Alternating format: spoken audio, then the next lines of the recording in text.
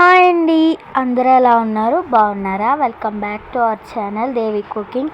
ఈరోజు అయితే వేడి వేడి చేపల పులుసు చేసుకుందాం, వచ్చేయండి. వీడియోలోకి వెళ్ళే ముందు వన్ స్మాల్ రిక్వెస్ట్ అండి. మీరు కనుక మన ఛానల్ని ఫస్ట్ టైం చూస్తున్నట్లయితే లైక్ చేయండి, షేర్ చేయండి, సబ్స్క్రైబ్ చేసుకోండి. ముందుగా చేప ముక్కలు తీసుకొని శుభ్రంగా కడుక్కున్న తర్వాత ఉప్పు, కారం, పసుపు అయితే యాడ్ చేసుకోవాలి. మసాలా కోసం జీలకర్ర, ధనియాలు, వెల్లుల్లి వేసుకుని కచ్చాపిచ్చాగా దంచుకున్న తర్వాత ఒక ఉల్లిపాయని కట్ చేసుకుని అది కూడా కచ్చాపిచ్చాగా దంచుకోవాలి. ఇలా గ్రైండ్ చేసుకున్న తర్వాత ఈ మిశ్రమాన్ని చేప ముక్కల్లో వేసుకోవాలి.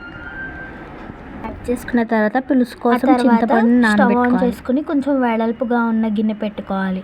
వేసుకొని పచ్చిమిరపకాయకి ఇలా ఘాటు పెట్టుకుని వేసుకోవాలి.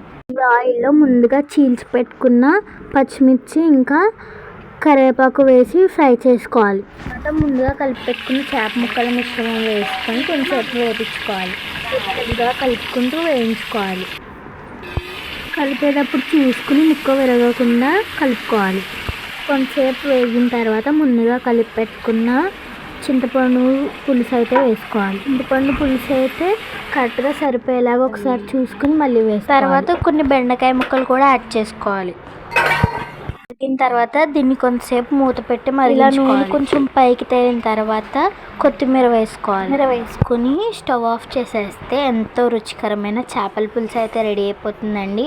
కోనసీమ స్టైల్లో ఇలా ట్రై చేయండి, చాలా చాలా బాగుంటుంది. Please like and share, subscribe.